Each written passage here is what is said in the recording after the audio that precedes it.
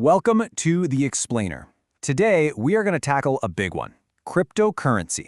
You've probably heard words like Bitcoin or blockchain thrown around, right? Well, if you've ever felt a little lost, don't worry. This is for you. So let's just jump right in with a thought experiment. Imagine a world where money isn't controlled by a bank.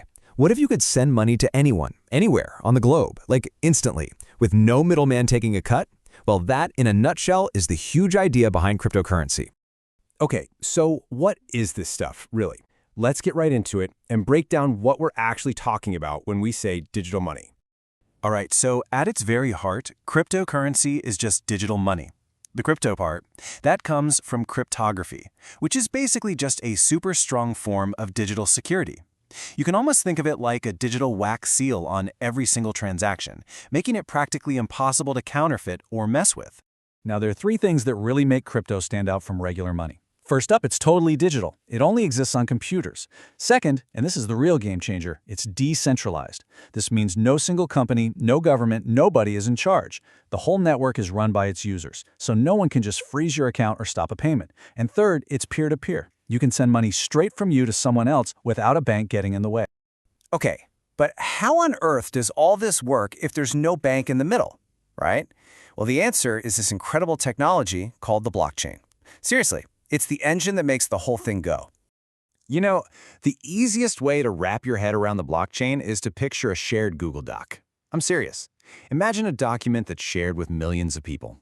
Every single time a transaction happens, a new line gets added, and boom, everyone's copy updates instantly. And you can't just go in and secretly change or delete something, because everyone else's copy is right there to prove you're wrong. It's a public record. So let's walk through an example.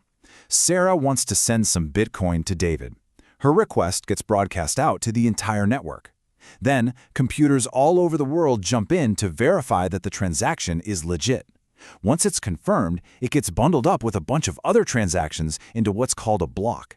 And then, and this is the cool part, that new block gets permanently chained to the one before it using that powerful cryptography we talked about. It creates this super secure, unbreakable chain of history. Okay, so now we kind of get to how. Let's talk about the what. I mean, there are literally thousands of different cryptocurrencies out there, and trust me, they are not all created equal. So let's meet some of the big names you'll keep hearing about. All right, let's break down the three main types you're going to run into. First, you've got the one and only Bitcoin, the OG, often called digital gold. Then there's Ethereum, which is, well, it's way more than just money. Think of it like a world computer that lets people build all sorts of apps on the blockchain. And finally, you have stablecoins. These are designed to do exactly what their name says, stay stable. Their value is usually tied or pegged to something like the US dollar. Okay, before we go any further, we need to talk about something really important. The crypto market is wild. It's incredibly volatile. Prices can skyrocket one day and plummet the next. And that is why this is the absolute golden rule of crypto. Please remember this. Never invest more than you are truly willing to lose. So if you understand the risks and you're thinking, okay, I'm ready to dip my toes in, let's talk about how you can get started. Here's the basic roadmap for taking that first small step the right way. Really, it's a simple three-step process to get going. First, you've got to choose a cryptocurrency exchange. You can think of it like the stock market, but for crypto. Second, you just make a small purchase to get a feel for how it works. And third, and listen, this part is super important. You need to learn how to secure your crypto by moving it off the exchange and into a personal wallet that you control. So when it comes to storing your crypto, you've got two main options. On one hand, you have hot wallets. Think of these like the wallet in your pocket. They're software, they're always connected to the internet, and they're super convenient for small amounts. On the other hand, you've got cold wallets. These are more like a high-security safe deposit box. They're actual physical devices, like a special USB drive, that you keep totally offline. This makes them, by far, the most secure option for storing larger holdings. All right, last but definitely not least, let's cover what is maybe the most important part of this whole journey, staying safe. This is a brand new digital world, and frankly, it's where a lot of beginners can get into trouble. If you just follow these three simple rules, you'll be in a much better position. First, start small. Remember that golden rule? Only put in what you're okay with losing. Second, you have to do your own research. Don't just buy something because you saw it on social media. And finally, please put your security first. Use strong, unique passwords and always turn on two-factor authentication, or 2FA. And now for what is hands down the single most important security rule in all of crypto: your private key. It's like the master password to your bank vault.